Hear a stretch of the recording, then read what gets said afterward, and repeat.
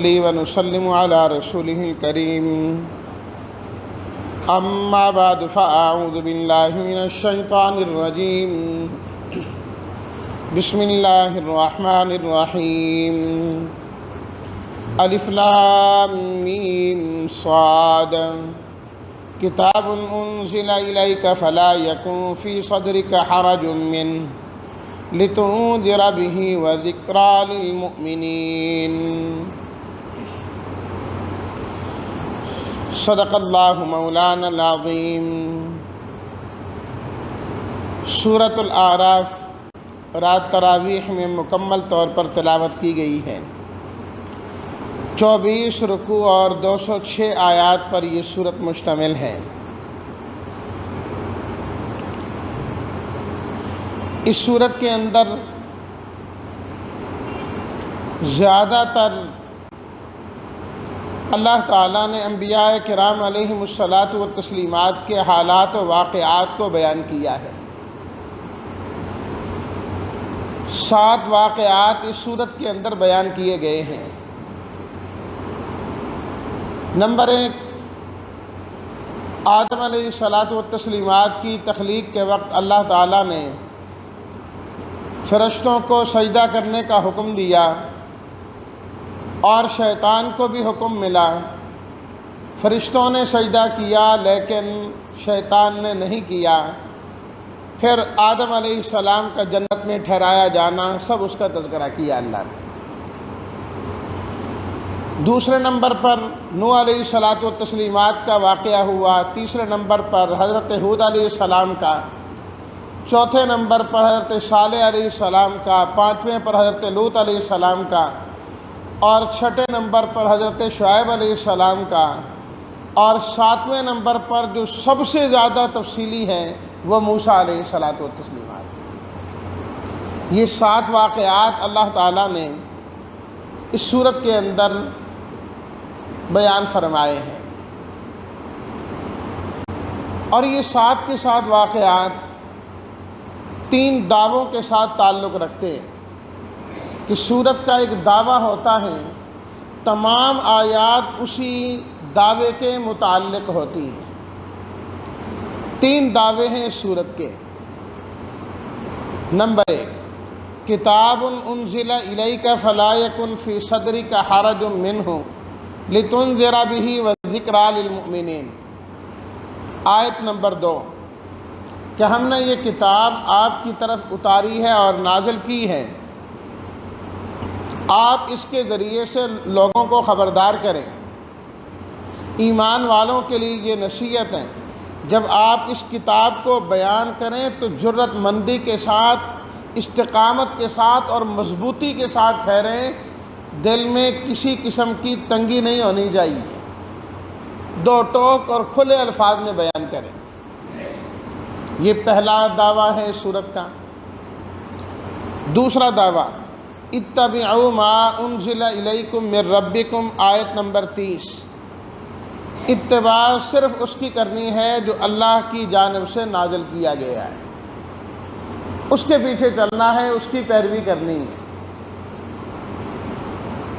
Number 3، تیسرا دعویٰ آیت نمبر 54 میں، ان ربکم اللہ الذی خلق السماوات والارض، تمہارا رب اللہ ہے، آسمان زمین کو پیدا کرنے والا وہی ہے، غیب کو جاننے والا بھی وہی ہے۔ ادعوا ربکم تضرعا وخفیۃ، ہمیشہ اپنے رب کو پکارا کرو ڈرتے ہوئے، چپکے چپکے گڑ گڑا کر، ہمیشہ اپنے اللہ کو ہی پکارو، اسی کی عبادت کرو۔ یہ سب کے سب واقعات انہی 3 کے ساتھ متعلق ہیں۔ موسیٰ علیہ الصلاۃ والتسلیمات کا جو واقعہ ہے وہ اس پہلے دعوے کے ساتھ تعلق رکھتا ہے کہ ہمیشہ جرت مندی کے ساتھ بات کرنی ہے، جس طرح کہ موسیٰ علیہ الصلاۃ والتسلیمات نے کیا۔ دوسرا دعویٰ کہ اتباع اس کی کرنی ہے جو اللہ نے نازل کیا۔ فرمایا دیکھو شیطان کے پیچھے نہ جانا، وہ تو تمہارا دشمن ہے، وہ تو تمہارا دشمن ہے، اس نے تو پہلے دن سے قسمیں کھا رکھی ہیں کہ میں ان کو نہیں چھوڑوں گا، آگے سے پیچھے سے دائیں سے بائیں سے آؤں گا، ان کو گمراہ کروں گا۔ اور فرمایا کہ اس نے دشمنی میں کوئی کسر باقی نہیں رکھی۔ تمہارے باپ حضرت آدم کے ساتھ اس نے کیا کیا؟ جنت سے نکلوا دیا۔ اللہ اکبر۔ حضرت نوح علیہ السلام، حضرت ہود علیہ السلام، حضرت صالح علیہ السلام، ان کے واقعات کا تعلق تیسرے دعوے کے ساتھ ہے کہ ان سب نے آ کر یہی کہا کہ عبادت صرف اللہ کی کرنی ہے اور کسی اور کی نہیں کرنی، کسی اور کی نہیں کرنی۔ لوط علیہ السلام اور شعیب علیہ الصلاۃ والتسلیمات کا واقعہ اس دوسرے دعوے کے ساتھ تعلق رکھتا ہے کہ جو اللہ کی نازل کردہ شریعت کے مطابق چلے گا وہی کامیاب ہوگا۔ قوم لوط کو دیکھو، جب اس کی اتباع انہوں نے نہ کی تو ناکام ہوئے۔ قوم شعیب کو دیکھو، جب انہوں نے اللہ کے نازل کردہ کی اتباع نہ کی، ناپ تول میں کمی کرنے لگے، اللہ کی پکڑ سے وہ بھی بچ نہ پائے، وہ بھی تباہ و برباد ہو گئے۔ یہ اس طرح پوری صورت کا ایک اجمالی خلاصہ تھا جو میں نے ذکر کر دیا ہے۔ اور پھر اللہ تعالیٰ نے فرمایا وَالْوَزْنُ يَوْمَئِذٍ الْحَقُّ، قیامت کے دن جو وزن ہے یہ برحق ہے، تولا جائے گا سب کچھ، جو انسان کر کے آیا ہے اس کو تولا جانا ہے، تولا جائے گا اسے۔ نیکیوں کا نامہ اعمال بھاری ہوا تو جنت میں، نہیں تو جہنم میں جائے گا، نہیں تو جہنم میں جائے گا۔ پھر اللہ تعالیٰ نے حضرت آدم علیہ الصلاۃ والتسلیمات کے واقعے کو بیان کرنے کے بعد، جس میں یہ چیز بتائی اور واضح کی کہ انبیاء کرام علیہم الصلاۃ والتسلیمات کا شیوا یہ ہے اور ان کا طریقہ یہ ہے کہ وہ ہمیشہ اللہ کی ماننے والے بن جاتے ہیں اور ہمیشہ اللہ سے معافیاں مانگتے ہیں، اللہ سے گڑ گڑاتے ہیں۔ آدم علیہ الصلاۃ والتسلیمات سے جب اللہ تعالیٰ نے فرمایا اے آدم، میں نے آپ سے کہا تھا کہ اس درخت کے قریب نہ جانا، اس درخت کے قریب آپ کیوں چلے گئے؟ آپ نے کیوں اسے استعمال کیا؟ تو آدم علیہ الصلاۃ والتسلیمات نے کوئی دلیلیں نہیں دی کہ ایسا ہو گیا، ویسا ہو گیا، فلاں ہو گیا، فلاں ہو گیا، نہیں، فوراً اللہ کے سامنے گڑ گڑائے اور عرض کرنے لگے ربنا ظلمنا انفسنا وَإِن لَّمْ تَغْفِرْ لَنَا وَتَرْحَمْنَا لَنَكُونَنَّ مِنَ الْخَاسِرِينَ۔ تو اللہ تعالیٰ فرماتے ہیں آدم کی اولاد تمہارا شیوا اور تمہارا انداز اور طریقہ بھی یہی ہونا چاہیے کہ جب بھی کوئی کمی کوتاہی ہو جائے اس کی علتیں نہیں تلاش کرنی، حیلے اور بہانے نہیں تلاش کرنے، نہیں ایسا ہو گیا تھا، نہیں ویسا ہو گیا تھا، میں مجبور ہو گیا تھا، نہیں، اللہ کے سامنے کھل کر اپنی غلطی کا اعتراف کرنا چاہیے۔ اللہ کو یہی لوگ پسند ہیں، ایسے لوگ ہی پسند ہیں، ورنہ ایک بندہ ماننے کو تیار نہیں تو اس کی مغفرت کیسے ہوگی؟ کہ ایک بندہ اپنی غلطی نہیں مان رہا۔ نبیوں کا طریقہ یہ ہے کہ اپنی بات مانو کہ پروردگار یہ کمی ہوئی ہے، اللہ ہم آپ سے درخواست کرتے ہیں کہ ہمیں معاف کر دیں۔ اللہ کے ساتھ یہ معاملہ ہے۔ ہاں کوئی عذر ہے تو بندوں کے سامنے پیش کیا جا سکتا ہے۔ بخاری شریف میں روایت موجود ہے، اللہ اکبر، کہ اللہ تعالیٰ نے حضرت آدم اور حضرت موسیٰ علیہ الصلاۃ والتسلیمات کی آپس میں ملاقات کرا دی عالم ارواح میں، اور اللہ تعالیٰ کرا سکتے ہیں، اس کے لیے کیا مشکل ہے؟ تو حضرت موسیٰ علیہ الصلاۃ والتسلیمات نے آدم علیہ الصلاۃ والتسلیمات سے عرض کی ابا جان، آپ کی وجہ سے ہم جنت سے نکالے گئے ہیں، وہاں سے ہم یہاں پر آئے، آپ نے شجرہ ممنوعہ استعمال کیا تو آپ کی وجہ سے ہم نکالے گئے اور یہاں پر آئے دنیا میں۔ آدم علیہ الصلاۃ والتسلیمات نے فرمایا موسیٰ علیہ السلام، آپ کو یہ کیسے پتہ لگا؟ اس بات کا آپ کو کیسے علم ہے؟ تو موسیٰ علیہ الصلاۃ والتسلیمات عرض کرنے لگے کہ تورات میں نے یہ بات لکھی ہوئی پائی ہے، تورات میں موجود ہے۔ تو فرمایا کہ دیکھو تورات میں لکھا ہوا ہے نا، تورات میرے پیدا ہونے کے بعد اللہ نے لکھوائی یا پہلے کی لکھی ہوئی ہے؟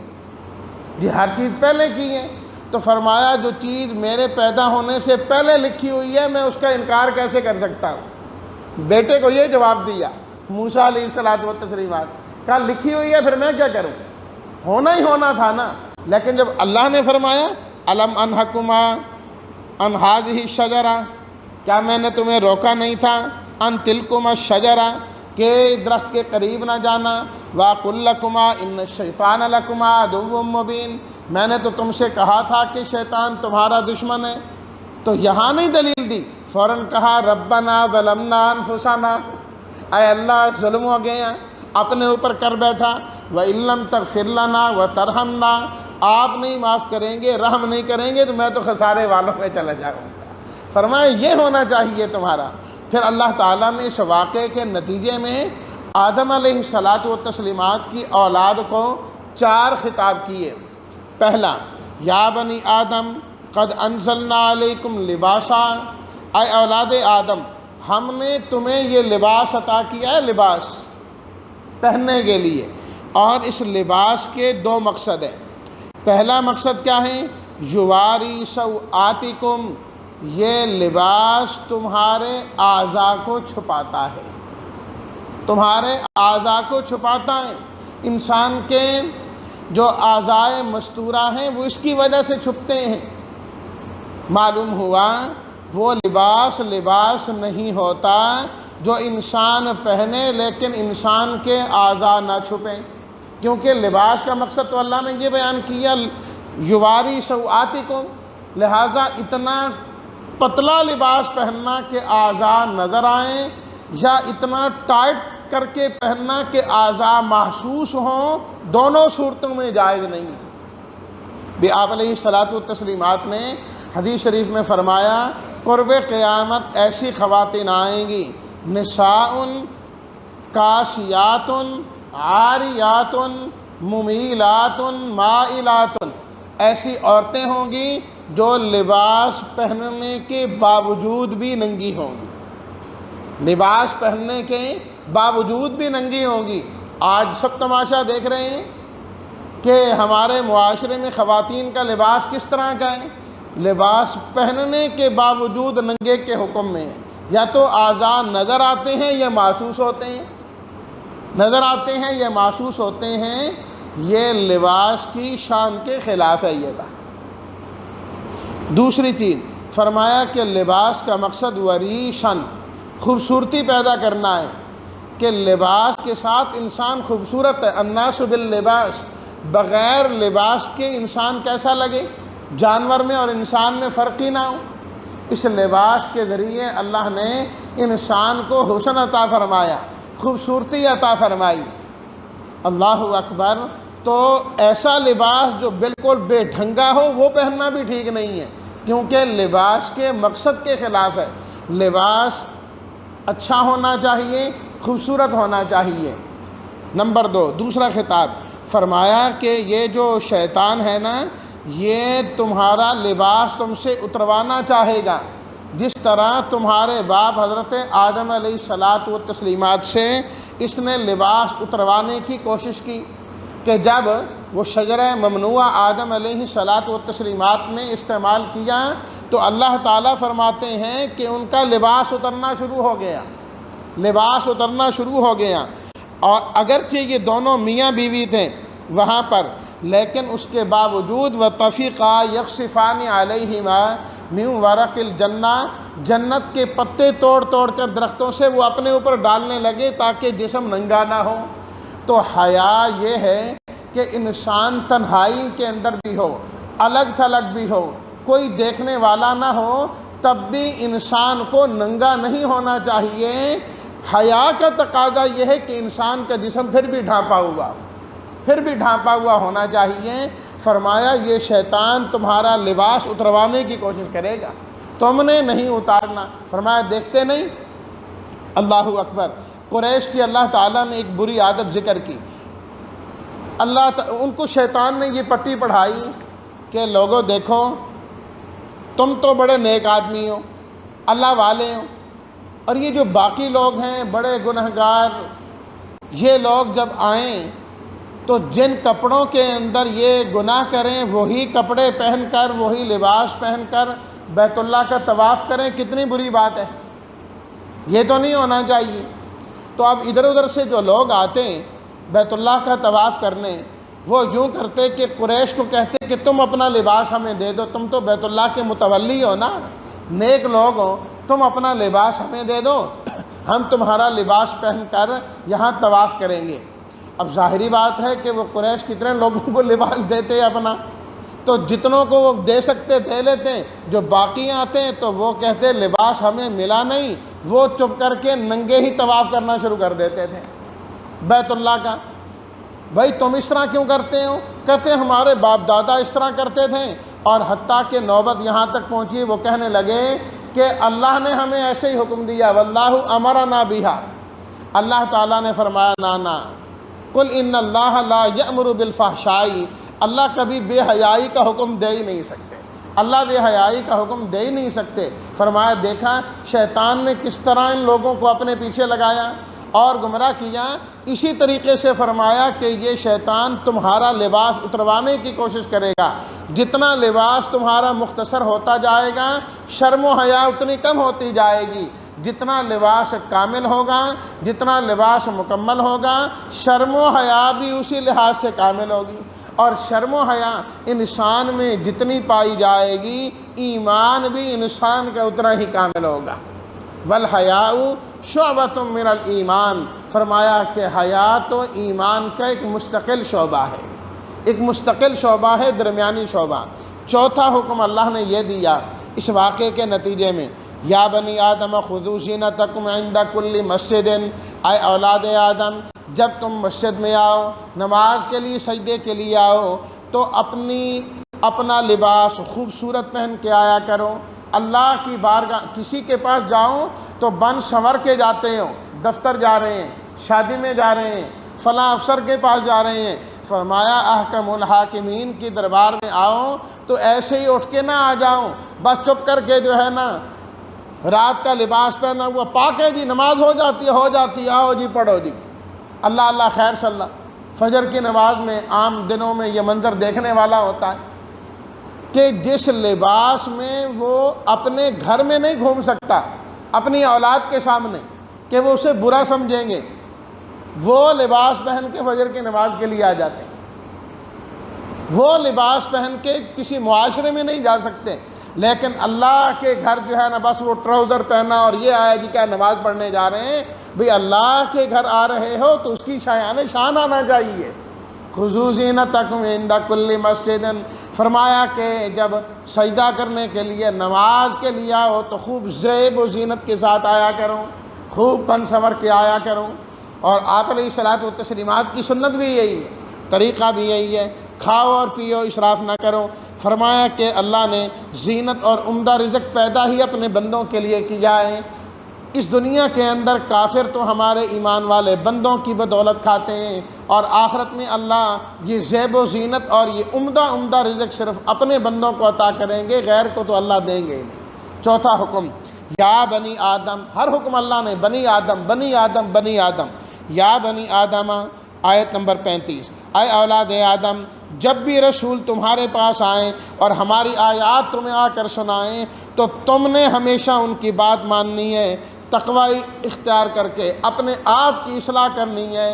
تقوی اور اصلاح کرنا تمہارا کام ہے، آئندہ کا خوف اور غم پریشانیاں سب ختم کر دینا یہ ہمارا کام ہے۔ جو نبیوں کی اتباع نہیں کرے گا، فرمایا کہ ایسے لوگ جہنم میں بھی جا کے لڑتے مرتے رہیں گے، ایک دوسرے پر لعنتیں کرتے رہیں گے، اور کبھی بھی نبیوں کی اتباع نہ کرنے والے جنت میں نہیں جائیں گے۔ فرمایا جس طرح اونٹ سوئی کے سوراخ سے نہیں گزر سکتا، یہ لوگ کبھی جنت میں نہیں جا سکتے۔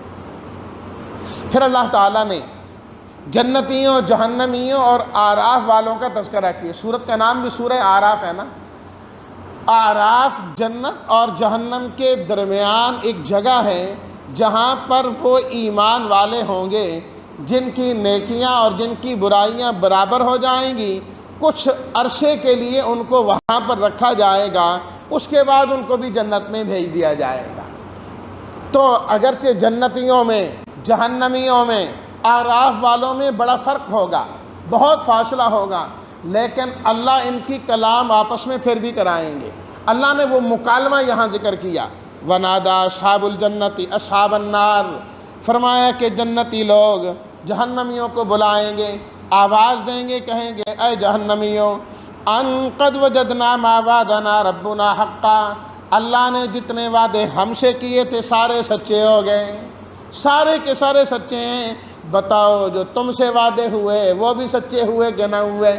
اللہ نے فرمایا تھا کہ منکروں کو جہنم میں ڈالوں گا، بڑی سخت سزا دوں گا، ابلتا پانی ہوگا، آگ ہوگی، پیپ ہوگی، بتاؤ رب کے وعدے سچے ہوئے کہ نہیں؟ سب کہیں گے نعم، جی ہاں جی ہاں، آج تو وعدے سارے سچے ہو گئے۔ اللہ اکبر۔ اللہ تعالیٰ کی جانب سے اعلان ہوگا کہ ان ظالموں کے لیے تو آج لعنت ہی لعنت ہے، رحمت سے دوری۔ اللہ اکبر۔ فرمایا کہ آراف پر کچھ لوگ ہوں گے، وہ کبھی جنتیوں کو دیکھیں گے، کبھی جہنمیوں کو دیکھیں گے، درمیان میں ہوں گے نا۔ جب دیکھیں گے جنتیوں کو تو کہیں گے سلام علیکم، تمہارے لیے بڑی سلامتی ہے، لم يدخلوها وهم يطمعون، فرمایا ابھی خود تو گئے نہیں ہوں گے لیکن امید ہے کہ ہم بھی چلے جائیں گے۔ جب ان کا چہرہ جہنمیوں کی جانب ہوگا تو کہیں گے ربنا لا تجعلنا مع القوم الظالمین، اے اللہ ان ظالموں کے ساتھ ہمیں نہ کرنا۔ فرمایا بعد میں اللہ تعالیٰ ان سے بھی فرما دیں گے تم بھی جنت میں چلے جاؤ، وہ بھی جنت میں چلے جائیں گے۔ ونادى اصحاب النار اصحاب الجنہ، فرمایا کہ وہ منظر بھی ہوگا جب جہنمی جنتیوں کو پکار رہے ہوں گے، آوازیں دے رہے ہوں گے، کہہ رہے ہوں گے اے جنتیوں ان افیضوا علینا من الماء، تم تو بڑی نعمتوں میں ہو، بہتے پانی ہیں، ٹھنڈے پانی ہیں، سرسبز و شاداب علاقہ ہے، بہتی نہریں ہیں، ان افیضوا علینا من الماء، ہم جل گئے، کچھ تھوڑا سا پانی تو ہمیں بھی پلا دو نا، ہمیں بھی تو تھوڑا سا پانی دے دو۔ او مما رزقکم اللہ، جو اللہ نے نعمتیں تمہیں دی ہیں کچھ نہ کچھ تو اوپر سے ہمارے لیے بھی پھینک دو نا۔ قالوا ان اللہ حرمہما علی الکافرین، یہاں تو کافر ایمان والوں کو تنگ کرتے ہیں، اور جو ایمان پر چلتے ہیں ان کا عرصہ حیات تنگ کرتے ہیں، کبھی ان کو جیلوں میں ڈالتے ہیں، کبھی لوہے کے پنجروں میں بند کرتے ہیں، کھانے کو کچھ نہیں دیتے، پینے کو کچھ نہیں دیتے۔ اللہ پاک فرماتے ہیں ایمان والوں گھبرانا نہیں، وہ دن بھی آ رہا ہے جب یہ کافر تم سے پانی کا ایک ایک قطرہ مانگنے پر مجبور ہو جائیں گے، کہیں گے کچھ تو ہمیں بھی کھلا دو نا۔ جواب آئے گا ان اللہ حرمہما علی الکافرین، جنت کے مشروبات ہوں یا جنت کی مطعومات ہوں، اللہ نے کافروں کو نہ ایک گھونٹ دینا ہے نہ ایک لقمہ دینا ہے، آج کچھ نہیں ملے گا، تم یہیں پر پڑے رہو گے۔ پھر وہ واقعات کا تسلسل شروع ہوا۔ حضرت نوح علیہ السلام کہ انہوں نے بھی کہا یا قوم اعبدوا اللہ، حضرت ہود حضرت صالح نے بھی یہی کہا، حضرت شعیب علیہ السلام نے بھی یہی کہا یا قوم اعبدوا اللہ ما لکم من الہ غیرہ، اے میری قوم اللہ کی عبادت کرو، اللہ کے علاوہ تمہارا کوئی معبود نہیں، ناب تو علم کمی نہ کیا کرو، اسی کے حکموں کی پیروی کرو۔ پھر موسیٰ علیہ الصلاۃ والتسلیمات کا واقعہ اللہ نے تفصیل کے ساتھ بیان کیا کہ دیکھو حضرت موسیٰ علیہ الصلاۃ والتسلیمات کس جرت کے مالک تھے، فرعون کی آنکھوں میں آنکھیں ڈال کے بات کی، گھبرائے نہیں، جادوگروں کو لایا گیا، اس کا مقابلہ کیا، جادوگر بھی ایمان لے کے آئے، اپنی قوم جگہ جگہ ٹیڑھی ہو جاتی تھی، اب تو ہمیں یہ پانی کے لیے پینے کے لیے پانی چاہیے، کھانے کے لیے فلاں چاہیے، اب تو ہمیں یہ چاہیے، کبھی کیا کہتے کبھی کیا کہتے۔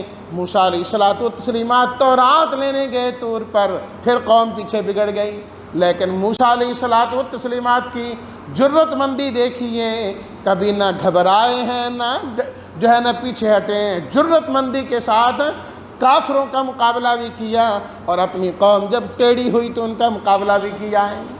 فرمایا ایمان والوں تمہیں بھی ایسا ہونا چاہیے۔ اور پھر اللہ نے فرمایا کہ ہیلے اور بہانوں سے حرام چیزوں کو حلال نہ کیا کرو۔ بنی اسرائیل کرتے تھے نا، مچھلیاں پکڑ لیتے تھے ہفتے والے دن، وہ جب حوض بنائے ہوئے تھے، پانی آتا مچھلیاں آتی تو بند کر دیتے، اتوار والے دن پکڑتے، حالانکہ ہیں حرام ہے۔ تو فرمایا حرام کو حلال کرنے لگے، اللہ کی پکڑ ان پر بھی آئی، اور فرمایا بڑے سے بڑا نیک ہو اس کو بھی چاہیے کہ اللہ سے ڈرتا رہے۔ کوئی وقت آتا ہے انسان پھسل جائے، بلعام بن باورا بنی اسرائیل کا مستجاب الدعوات، بڑا نیک آدمی، اس نے موسیٰ علیہ الصلاۃ والتسلیمات کے خلاف بد دعا کی، اللہ تعالیٰ نے فوراً اس کو پکڑا، فرمایا کہ اس کی زبان کتے کی طرح باہر نکل آئی، ہانپنے لگا، جس طرح کتا ہر وقت ہانپتا رہتا ہے اس طرح وہ بھی ہانپنے لگا۔ تو فرمایا کبھی بھی نبیوں کی مخالفت نہ کرنا اور اللہ کے ولیوں کی مخالفت نہ کرنا، جو ان کی مخالفت کرتا ہے فرمایا اللہ اسے بھی ضرور پکڑا کرتے ہیں۔